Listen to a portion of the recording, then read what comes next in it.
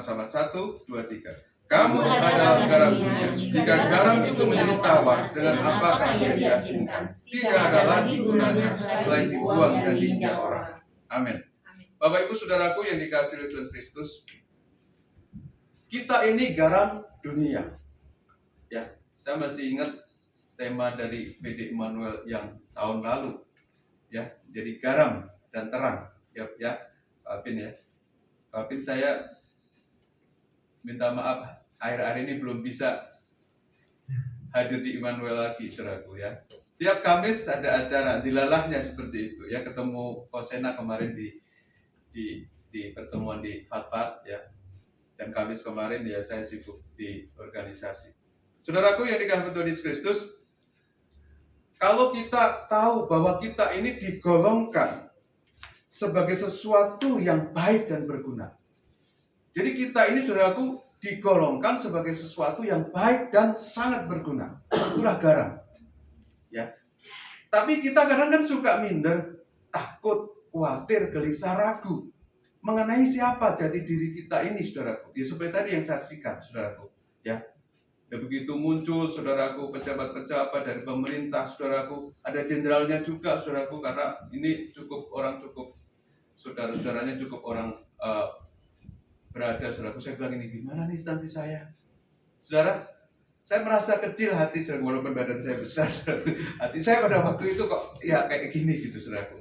Tapi saudaraku, saya ingat satu ayat ini, saudaraku, bahwa Tuhan ya memilih kita, dan kita ini seperti garam dunia yang menggarami. Ya, kalau kita lihat, saudaraku, di dalam Markus pasal 9:50 pasal 9 ayat 50 dikatakan garam memang baik. Kita memang baik, saudara, kondisinya. Jadi hamba-hamba Tuhan, anak-anak Tuhan itu kategorinya baik dan sangat berguna buat dunia ini, saudara kasih. Ya. Tetapi masalahnya di dalam ayat yang ke-50 ini, ya dari Markus pasal yang ke-9. Tetapi jika garam menjadi hambar atau tawar, dengan apakah kamu mengasinkannya? Nggak ada cara lain. Saudara, ya. Jadi banyak sekali fungsinya garam ini. Ya. Salah satu contohnya, saudaraku, dalam Ayub pasal 6 ayat 6. Di situ dikatakan, dapatkah makanan tawar dimakan? Tanpa garam atau apakah putih telur ada rasanya? Ya. Ini digambarkan oleh Ayub, saudaraku. Ya, kitab Ayub berkata, dapatkah makanan tawar dimakan? Ya. Artinya, saudaraku, lumrahnya, biasanya, logikanya, makanan selalu ada rasanya. Tapi kalau tawar nggak enak di mulut. Ya. Saudara yang dikasihi oleh Tuhan Kristus, ya, beberapa minggu ini Ibu Dona kurang sehat. Makan apa aja dia bilang gini, kok makanannya pahit semua. Dikasih yang manis tetap pahit, dikasih yang pedas tetap pahit, dikasih yang asin tetap pahit. Saudaraku, ini karena badan yang kurang sehat. Tetapi saudaraku, ada ya, kalau orang sehat, saudaraku, pasti dia akan mikir kalau makanan ini pedas, ada asinnya, kurang sedikit saja asin, saudaraku, nggak enak. Ya kan? Itu sebabnya, saudaraku, dunia sebetulnya tanpa orang percaya itu nggak enak. Benar, saudara? Ya. Coba, saudaraku, kita yang benar, yang baik, yang berguna, tanpa dunia juga nggak akan kelihatan. Benar nggak? Karena dunia gelap, kita terang baru kelihatan. Gelap semua juga nggak enak, terang semua nggak enak, saudara kasih. Jadi kadang-kadang saya pikir, ya, kadang Tuhan ada satu ayat yang mengatakan bahwa ada nasib mujur, ada nasib yang tidak kurang baik. Itu semua dari Tuhan. Loh, kalau saya pikir kalau begitu Tuhan, kita sebagai wayang ngikutin saja. Nggak seperti itu, saudaraku. Jadi kata itu sebetulnya, saudaraku, Tuhan kasih jalan. Kita memilih benar, baik dan berguna, atau kita menjadi hambar, tidak ada rasa. Nah, saudara yang dikasihi oleh Tuhan Kristus, ya, kalau kita berbicara mengenai garam, saudara kasih. Garam itu kalau di Israel, yang dekat Laut Mati itu ada bukit-bukit batu. Dan itu batunya mengandung garam. Fosil-fosil batu itu mengandung garam. Asin rasanya. Karena begitu asinnya Laut Mati itu. Nah, saudaraku, tetapi bagian luarnya fosil itu yang saya baca, saya belum pernah ke sana. Ya, kami yang udah pernah ke sana. Jadi, itu akan tawar karena udara dan dia mengalami penguapan. Jadi bagian luarnya itu akan tawar, tapi fosil bagian dalamnya itu asin banget. Nah, yang tawar ini tidak akan ada gunanya lagi. Ya, dibuat pupuk nggak berguna, ya dibuat yang lain juga nggak berguna. Akhirnya garam ini cuma dibuang dan diinjak orang. Saudara, kehidupan orang percaya, orang Kristen, kalau sudah tawar hati, mau dikotbahin apa, saudara, mau dinasihatin apa, mau siapa itu yang datang, bahkan pendeta, pastor dari luar negeri, udah nggak mampu mengembalikannya. Itu seperti orang udah murtad, walaupun dia sudah masih Kristen. Jadi dia merasa bahwa kekristenan itu akhirnya menjadi sangat biasa dan membosankan. Karena apa tadi? Pengaruh udara yang menguapkan dia. Nah, di dunia ini, saudaraku, ada atmosfer yang bukan dari Tuhan. Ya, kalau kita sedang ibadah ada atmosfer dari Roh Kudus. Saudara, itu kita yang tadinya nggak semangat jadi semangat. Yang jadi lemah jadi kuat. Yang sakit jadi sembuh. Tapi atmosfer yang bukan dari Tuhan, itu yang tadinya kita semangat, nggak semangat. Yang tadinya ada harapan, nah sama saja. Akhirnya garam yang tadinya baik dan sangat berguna ini, akhirnya nggak ada rasanya. Tawar. Kalau hati sudah tawar, saudara. Ya, kalau iman kita jadi tawar, kekristenan kita tawar, kita nggak ada lagi gunanya. Sekalipun kita tadinya sangat baik dan berguna. Ya. Jadi saudaraku, itu maksudnya. Jadi saudara, ya, mari kita lihat di dalam Imamat pasal 2 ayat 13. Di dalam Imamat pasal 2 ayat 13. Dan tiap-tiap persembahanmu yang berupa korban sajian harus kau bubuhi garam. Jangan kau lalaikan garam perjanjian Allahmu dari korban sajianmu beserta segala persembahanmu. Haruslah kau persembahkan apa? Garam. Ya. Jadi sebetulnya kata salari atau gaji itu dulu pasukan Romawi itu punya gaji, ya. Pasukan Romawi itu punya gaji. Itu disebut salari. Itu sebenarnya sering mereka itu garam itu menjadi barang yang sangat mahal pada waktu itu. Ya. Maka saudaraku, kalau kita bilang gajian atau bayaran itu dulu salari itu dari kata salt itu salari itu garam itu saudaraku buat bayaran para pasukan Romawi itu harganya lebih mahal dari barang-barang lainnya pada waktu itu. Nah, saudara yang dikasihi oleh Tuhan Kristus, maka setiap persembahanmu, saudaraku, harus engkau bubuhi dengan garam. Ya. Itu artinya apa, saudaraku? Bahwa setiap persembahan kehidupan kita, jangan engkau sertakan dengan hati yang tawar, tetapi harus dengan semangat, ya, ketulusan dan kesetiaan kepada Tuhan, sehingga persembahanmu itu berarti, baik itu pujianmu, ya, persembahan berupa uang, persembahan tenaga, saudaraku, orang masih bisa melakukan semua itu. Tapi kalau dengan hati yang tawar, maka itu tidak ada gunanya. Maka saudara, kita harus, ya, mempersembahkan semua persembahan kita, ya, dibubuhi dengan garam. Maka Tuhan katakan, janganlah kau lalaikan garam perjanjian Allah. Karena apa? Perjanjian Tuhan dengan kita itu sifatnya kekal. Apa, saudaraku? Kekal. Jadi kalau seseorang, saudaraku yang dikasihi oleh Tuhan Kristus, itu zaman dulu, saudara kasih. Bahkan sekarang masih ada itu di Rusia dan di Turki, kalau orang mau mengadakan MOU atau perjanjian, maka dia akan makan roti, lalu di depannya itu ada garam. Dan dua-duanya harus mencelupkan roti itu ke garam itu dimakan bersama. Itu perjanjian kekal, nggak bisa diganggu-gugat. Ya. Dan Tuhan mengadakan perjanjian dengan kita ini, saudaraku, nggak ada jangka batas waktunya, tapi kekal adanya. Dan kalau kita, saudaraku, sudah masuk dalam perjanjian Tuhan, maka itu berlaku kekal. Contoh, kita ikut Tuhan, ya. Kita makan sehidangan dengan Tuhan, tubuh dan darah Tuhan. Ini roti dan anggur, saudaraku. Logikanya hanya makanan biasa. Tetapi kuasa darah yang ada di dalam, ya, gambaran roti dan anggur itu kekal. Dan setiap saat, saudaraku, kita datang dengan darah Yesus itu kita dilayakkan oleh Tuhan. Setiap saat, saudara kasih. Maka Tuhan Yesus hanya sekali mempersembahkan korban, tetapi kuasanya sampai kekal. Sampai pada akhir zaman, iblis, naga, ya penuduh, pendakwa kita pun dikalahkan oleh darah Yesus. Amin. Jadi itu saudaraku, ya. Maka di dalam Yehezkiel pasal 43 ayat 24 dikatakan begini. Engkau harus membawanya ke hadapan Tuhan, dan imam-imam harus menaburkan garam ke atasnya dan mempersembahkannya sebagai korban bakaran bagi Tuhan. Korban bakaran itu lambang kematian saudaraku, hidup lama kita, kematian daging kita. Itu pun harus dibubui dengan garam. Kenapa seperti itu, saudaraku? Karena itu berlaku kekal buat kita. Ya, bahwa apa yang sedang kita alami, kalau kita, saudara yang dikasihi oleh Tuhan Kristus, datang mempersembahkan kepada Tuhan, mempersembahkan hidup kita kepada Tuhan, itu berlaku kekal.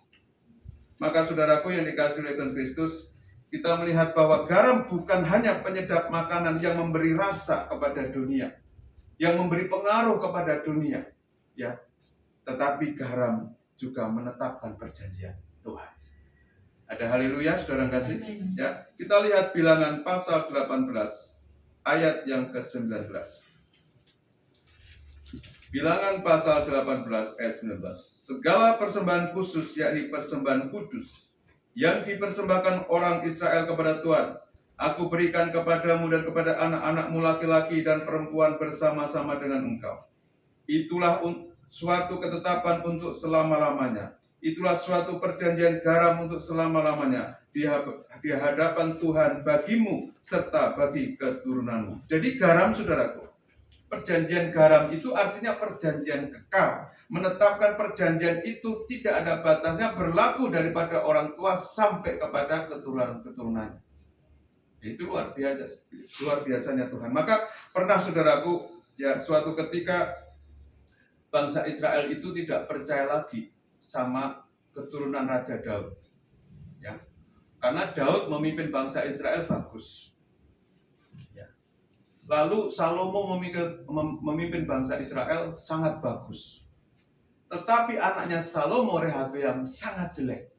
Karena anaknya Salomo itu, Rehabeam ini, saudaraku, dia tidak mendengarkan tua-tua, tetapi dia mendengarkan rekan-rekan teman-teman anak mudanya. Sehingga kerajaannya yang tadinya besar itu dipecah sama Tuhan, tinggal dua suku, yaitu Yehuda dan Benyamin. Yang 12 suku tadinya jadi 10 suku negeri Israel Utara, dan selatan hanya 2 suku. Itu karena kebebalan Rehabeam. Tetapi perjanjian Tuhan itu nggak hilang, saudara. Nah, itu perjanjian garam, saudara kasih, ya. Perjanjian Tuhan bahwa aku akan mendudukkan semua keturunan Daud sebagai Raja Israel sampai selama-lamanya. Itu nggak hilang. Sampai digenapi di dalam siapa? Tuhan Yesus. Maka Yesus keturunan Daud itu Raja kekal. Itu perjanjian garam. Coba kita baca ayatnya. 2 Tawarik pasal 13 ayat yang ke-5.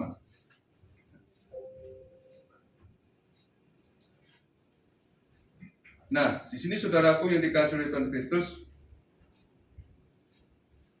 saya akan bacakan mulai ayat yang ke-3. 2 Tawarik pasal 13. Abia memulai perang dengan pasukan pahlawan-pahlawan perang yang jumlahnya 400.000 orang pilihan.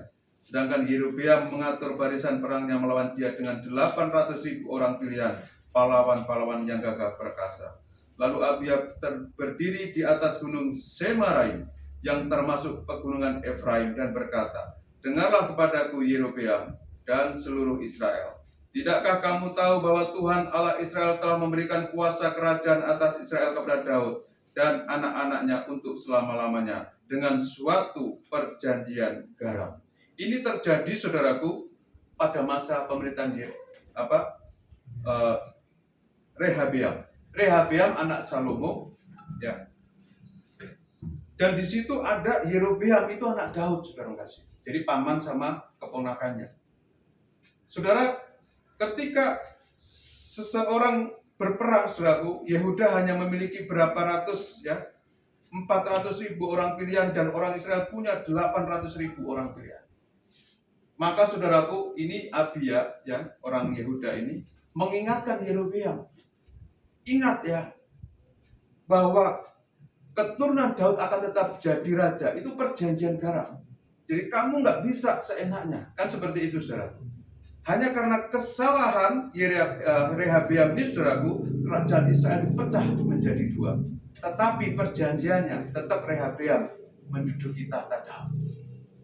Jadi saudara yang dikasih oleh Tuhan Kristus, kalau Tuhan yang berjanji, Tuhan akan setia, saudara kasih. Amin. Kalau Tuhan yang berjanji, Tuhan akan menepati. Itu sebabnya saudaraku yang dikasih oleh Tuhan Kristus, kalau kita percaya sama janji Tuhan, nggak usah ragu. Karena Tuhan selalu berjanji dengan perjanjian garam, artinya perjanjian yang kekal. Ya. Nah, kalau kita mungkin bisa ya berubah, tetapi Tuhan tidak pernah berubah. Sekali dia berjanji untuk memelihara saudara, untuk menolong saudara, untuk memberkati saudara, selamanya Tuhan akan tolong. Amin. Saya punya prinsip begini, saudara yang dikasih oleh Tuhan Yesus. Seperti lagu. Kalau Tuhan sudah buka pintu, siapa tidak akan bisa menutup. Jadi ketika kita sudah berdoa dan Tuhan curahkan berkatnya, ada banyak orang yang akan menutup berkatnya pun nggak bisa. Karena itu datangnya dari Tuhan. Tapi kalau Tuhan belum buka pintu, mau kita gedor-gedor juga belum terbuka. Tapi ketika kita jadi anaknya, kita dibukakan pintu. Tuhan berkata, marilah kepadaku yang letih lesu berberat berat, aku buka pintu. Sekali diberkati, saudaraku, selamanya diberkati. Amin. Dan berkat itu konotasinya jangan hanya uang, saudara kasih. Berkat itu banyak sekali, saudara kasih. Ya. Kadang kala kita itu suka ketipu, walau berkat itu harus besar, harus banyak. Itu enggak, saudara. Berkat itu kecil-kecil, tapi kita bisa rasakan mendatangkan damai sejahtera. Itu berkat. Ya, saudara, ada banyak orang, saudaraku, kalau minum obat ya sampai jutaan enggak sembuh. Saudaraku, saya dulu pernah mengalami itu, saudaraku. Ini bukan saya, kakak saya, saudara. Saya beliin salep 88 itu dulu harganya cuma 700 rupiah. Itu karena itu dulu dia kena batu, dilempar kerja bakti, kena batu, pecahan batu. Lalu saudaraku itu sampai bertahun-tahun enggak sembuh, saudara. Begitu dia itu, tapi saya doakan dulu, saudara kasih. Ya, kan kita dulu gayanya kayak pendeta, bukan pendeta dulu kan, kayaknya kayak pendeta. Jadi ini salep, tapi doa dulu dalam nama Tuhan. Saya masih ingat banget itu di peristiwa itu di Ciputat, saudara kasih. Dan dia pulang ke kampung sembuh, saudara kasih. Salep 88 700 perak. Kenapa, saudara? Itu berkat, saudara kasih. Jadi mujizat itu nggak harus, kalau pakai salep bukan mujizat, Pak. Loh, ini udah jutaan, udah tahunan nggak sembuh. Salep 88 dipakai Tuhan, mujizat sembuh. Amin. Jadi saudaraku, Tuhan itu kalau sudah membuka pintu, dengan salep yang kecil sembuh. Tapi kalau Tuhan belum buka pintu, jutaan nggak sembuh. Betul. Itu artinya apa, saudaraku? Mujizat itu nggak harus besar dan spektakuler. Hal yang kecil juga bisa. Itulah kasih karunia Tuhan. Lalu saudaraku, kita lihat di dalam Imamat yang kedua tadi sudah kita baca ya. Kita sudah membaca ayat itu. Berbicara mengenai perjanjian yang kekal atau yang langgeng di kalangan masyarakat timur dekat garam digunakan untuk mensahkan perjanjian itu. Artinya bahwa perjanjian garam antara Tuhan dan manusia itu disahkan oleh Bapa sendiri dengan tanda miliknya, meterainya di dalam anaknya, Yesus Kristus. Jadi perjanjiannya sah. Saudara, kalau perjanjiannya sah, saudara kasih, semua orang bisa gugat kita enggak? Enggak bisa. Kenapa sih Tuhan kok sayang sama dia? Tuhan kok mengasihi dia? Padahal di pandangan saya dia ini apa sih? Enggak bagus-bagus. Tapi kalau Tuhan sudah mengasihi, sudah itu sah, saudara kasih. Aku mengasihi kamu dengan kasih yang kekal, sah. Ya, jadi itu sebabnya saudara kasih ya. Perjanjian garam artinya perjanjian itu disahkan. Dan itu perjanjian itu lambang kesetiaan dan kelanggengan antara kita dengan Tuhan. Ya. Maka saudara, ketika kita digarami, saudaraku, dengan kasihnya Tuhan, dengan pertolongan Tuhan, dengan urapan Roh Kudus, maka roh kita menyala-nyala. Dan dunia nggak tahu rahasia itu. Kok bisa sih dia begitu semangat dan antusias? Ya. Padahal secara dunia seharusnya nggak bisa. saudara yang dikasihi oleh Tuhan Kristus, saudara kita hati-hati loh saudaraku. Di luar sana kita ini diharapkan banyak orang. Percaya deh. Ya. Nah, Ko Apin itu punya jabatan ketua persekutuan. Itu di luar sana itu beda pandangan orang. Wah, dia ketua, pasti dia doanya mantap. Ya ininya perayaan bagus. Itu sudah seperti itu, saudara kasih ya. Jadi ekspektasi dunia luar itu saudaraku itu melihat garam di dalam kehidupan kita. Itu beda saudaraku. Ya. Jadi saudara, kalau kita nggak hati-hati ketemu mereka kita memblek, dia bilang ya kan, tawar saudaraku. Kita udah tawar sendiri. Itu dianggap apa saudaraku? Ya, garamnya itu hilang. Maka kita saudaraku yang dikasih Tuhan Yesus, saya tuh kalau di Telkom itu gini saudaraku, kita habis khotbah nggak boleh turun dulu. 3 orang harus bertanya ganti-gantian. Sebut nama kayak tanya presiden, cuma saya nggak punya sepeda. Ya. Saudara, kalau Pak Presiden kan bisa tanya, yaudah sepedanya ambil sana gitu kan. Nah saudaraku yang dikasih Tuhan Kristus, mereka bertanya, saudara, mereka punya ekspektasi. Ini pendeta Timotius ini pasti pinter, ya kan? Apalagi kalau melihat ubahnya ini pasti sudah makan asam garam. Mereka bertanya susah-susah saudara kasih. Coba saudara tanya begini, yang berseru dalam nama Tuhan pasti diselamatkan. Pertanyaannya apa? Orang yang di gunung nggak kenal Tuhan, orang yang belum ada dengar Injil, apakah dia nggak selamat Pak? Padahal dia orang baik. Jawabnya apa coba? Ya kan? Susah-susah jawabnya. Karena orang-orang dulu, orang-orang kerja, pejabat kan, pinter-pinter suruh kasih. Saya cuma bilang Roh Kudus tolong saya. Ya hamba Tuhan itu di atas, Roh Kudus tolong saya. Roh Kudus tolong saya. Kalau nggak ada tanya jawab, oke lah habis khotbah pulang. Amin kan? Tapi kalau ada tanya jawab, yang tanya ini intelektualnya tinggi, saudaraku. Dari tanyanya aja udah tahu, wah ini orang hebat ini. Jangan-jangan ini orang pinter. Ya kan? Hamba Tuhan itu kan ada satu, saudaraku? Ada satu ilmu yang tidak dimiliki. Apa itu? Roh Kudus Guru Agung. Amin. Jadi setiap pertanyaan, Roh Kudus tolong saya, Roh Kudus tolong saya. Saudaraku. Ya. Dan ketika kita turun, terima kasih Pak Pendeta. Saya mendapat jawaban. Terima kasih Pak Pendeta. Di hati saya gini, gila. Wah pinter juga ya. Terima kasih ya. Tapi sebetulnya itu yang pinter siapa? Roh Kudus. Ya kan? Kita ini sebenarnya nggak bisa. Tapi heran pada waktu itu ayatnya ditunjukkan. Yang paling konyol suruh kasih. Ada orang bertanya gini, Pak, saya mau tanya Pak, apa? Kakeknya Abraham sama bapaknya itu siapa? Itu pertanyaan mudah kan? Tapi saya nggak hafal suruh kasih. Kakeknya siapa? Bapaknya siapa? Waduh, Tuhan seperti buka Alkitab Pak. Buka Alkitab saja. Rupanya yang ngomong saya bukan hanya saya, yang lain juga. Ngapain kamu tanya begitu? Buka Alkitab, ya kan? Istri Abraham ada berapa? Saya tanya nih yang diikut. Berapa istrinya?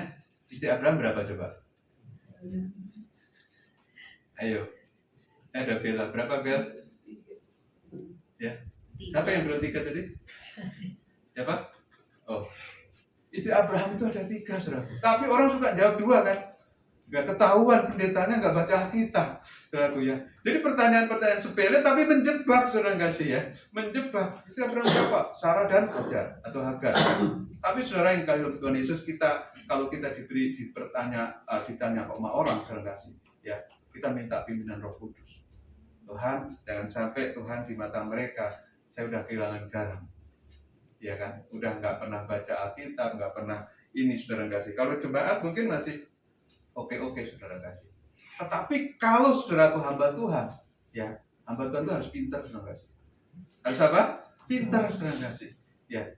Nah walaupun dia cuma ya hamba Tuhan biasa, tetapi Roh Kudus yang akan memperlengkapi itu. Makanya kemarin saudaraku, ketika saya mengambil ikrar dan janji, ya kita bacakan BAP-nya saudaraku, berita acara pelantikan saudaraku. Ini pendeta Yusak ini saudaraku, dia punya titel SH, Sarjana Ekonomi, Sarjana Hukum. Begitu dia gemeteran saudara kasih, dia terima pulpen dari saya. Terus dia berdiri, Pak Tim, kasih yang lain saja. Saudara, itu jabatan gembala sidang.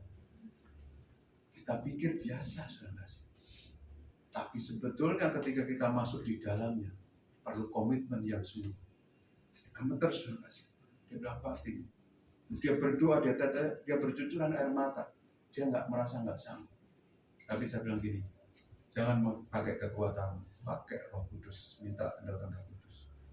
Akhirnya dia berdoa sejenak, saudaraku, ada 1 menit lebih, dia tunduk, dia berdoa, dia tanda tangan. Dan ketika saya tanya apakah saudara bersedia, dia bersedia, saudaraku. Itu jemaat tepuk tangan. Orang-orang yang tadinya tidak setuju datang ke depan, rangkul, menangis. Saya bilang dukung dia walaupun dia masih muda. Dia masih muda, saudara. Ya. Itu sebabnya saudaraku yang dikasih oleh Tuhan Kristus. Kalau kita tawar, ya walaupun kita punya kemampuan, kita punya kesanggupan, saudaraku, tetapi hatinya tawar, sudah nggak ada niat, saudara kasih. Ya. Itu bahaya. Kenapa? Kalau garam jadi tawar, dibuang dan diinjak-injak orang. Saudara, maaf kata ya, kotoran itu masih berguna. Jadi pupuk, benar nggak? Kotoran, baik kotoran manusia, kotoran binatang itu masih bisa berguna. Ya. Maaf kata ada di luar negeri, kotoran itu bisa jadi makanan lagi. Ada, saudara kasih. Tapi kalau garam sudah jadi tawar, jadi apa? Tuhan berkata nggak berguna. Maka saudara pelihara semangat saudara, kerinduan saudara, pelayanan saudara, jangan sampai saudara tawar. Supaya saudara nggak terbuang. Diinjak orang bukan berarti orang yang menginjak-injak. Itu iblis suka banget namanya. Artinya di atas itu otoritasnya bukan Tuhan lagi. Siapa yang disebut orang tadi? Iblis, saudara kasih. Jadi dia buat landasan dia. Saudara, iblis ini saudaraku, kalau yang namanya mantan Kristen, ya, bangkainya Kristen, saudara kasih. Maaf kata ini saudara, kasarnya seperti itu. Dia nginjeknya lebih keras. Karena dulu dia musuhnya. Nah, saudaraku, itu sebabnya saudara, ya, ada banyak hal saudara kasih. Kalau kita sudah diperlengkapi sama Tuhan, pakai itu, saudaraku. Karena perjanjiannya kekal. Selama-lamanya, mari kita pelihara garam itu. Amin, saudara kasih. Ya. Nah, garam, saudaraku, itu kalau zaman dahulu, saudaraku, itu sebagai antiseptik bayi yang baru lahir. Kalau sekarang bayi baru lahir, dikasih apa? Minyak telon. Minyak telon apa minyak kelon, saudara kasih? Minyak telon, ya. Dulu itu garam, saudara kasih. Ya, air garam diolesi. Ya, itu ada ayatnya. Coba saudara baca Yesaya 16 ayat 4. Kelahiranmu begini. Ini maksudnya bangsa Israel. Waktu engkau dilahirkan, pusatmu tidak dipotong. Dan engkau tidak dibasuh dengan air supaya bersih. Juga dengan garam pun engkau tidak digosok atau dibedungi dengan lambin. Artinya apa, saudaraku? Di situ bangsa Israel pada waktu itu keadaannya menyedihkan sebagai satu bangsa yang kecil, saudaraku. Ya, dibanding dengan bangsa-bangsa yang lain, dibandingkan itu, saudaraku, dia seperti bayi yang tidak dibersihkan, tidak dipotong pusarnya, bahkan tidak digosok. Artinya tidak ada perlindungan sama sekali itu bayi. Tapi Tuhan mau ambil itu Israel dari Babylon. Itu gambaran kita. Kita mungkin seperti itu juga nggak diperhitungkan oleh dunia, tetapi ingatlah bahwa kita sekarang diambil oleh Tuhan. Dan Tuhan berkata, sekarang kamu garam dunia. Amin, saudara kasih. Ya. Lalu saudaraku yang dikasih oleh Kristus, kita lihat di dalam Markus pasal 9 ayat 46. Markus 9 ayat 46. Wah, gue salah nih. Ayatnya yang berapa ya?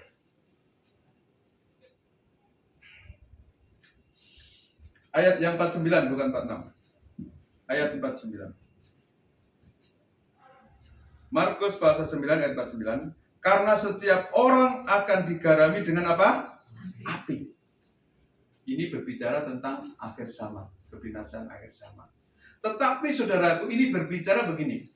Supaya garam itu tetap ada di dalam kehidupan kita, maka didatangkanlah cobaan-cobaan dan ujian-ujian. Supaya engkau tidak tawar. Amin. Saudara, kalau kekristenan kita itu nggak ada tantangan, saudaraku, biasa-biasa saja, semua berjalan baik, itu jadi hambar, saudara. Benar nggak? Ya, nggak perlu berdoa, kan biasa-biasa aja kok jalan hidup kita. Tapi kalau kita, saudaraku, ada tantangan, kita akhirnya terjadi konfrontasi antara terang dan gelap itu, akhirnya apa? Timbul sesuatu. Maka hidup kita, semua orang akan digarami dengan apa? Api. Api ini berbicara dua hal. Api pencobaan dan api Roh Kudus. Amin. Api pencobaan datangnya dari luar, bukan dari Tuhan. Ya, dari kuasa gelap. Ya, api pencobaan, api ujian, api masalah, api pergumulan. Tapi kalau dari Tuhan, api Roh Kudus. Ya, mengapa saudara kalau orang didoakan suka muntah? Itu karena ada dua kutub, saudara kasih. Ya, kutub kuasa gelap ketemu berseberangan. Ya, konflik dengan kutub kuasa Roh Kudus, api Roh Kudus, akhirnya mual untuk orang muntah. Tapi saudara jangan ikut-ikutan, walaupun saudara nggak muntah, dimuntah-muntahin, saudara. Ya, jangan. Itu kalau benar terjadi ada kuasa gelap di dalamnya, itu seperti itu rumusnya.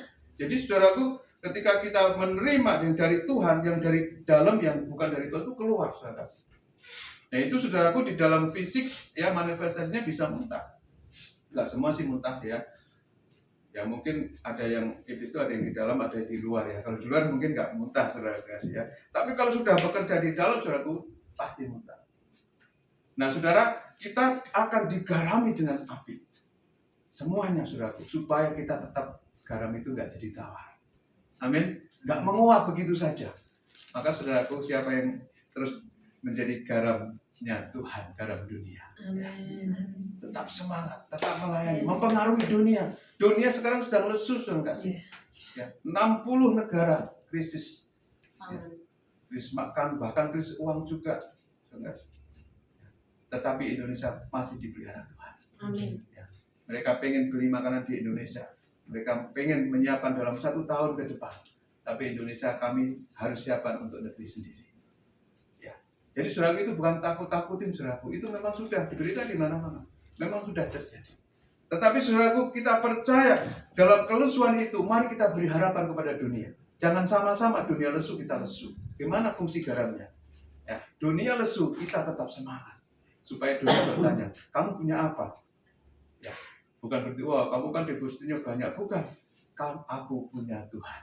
Amin. Aku punya Yesus.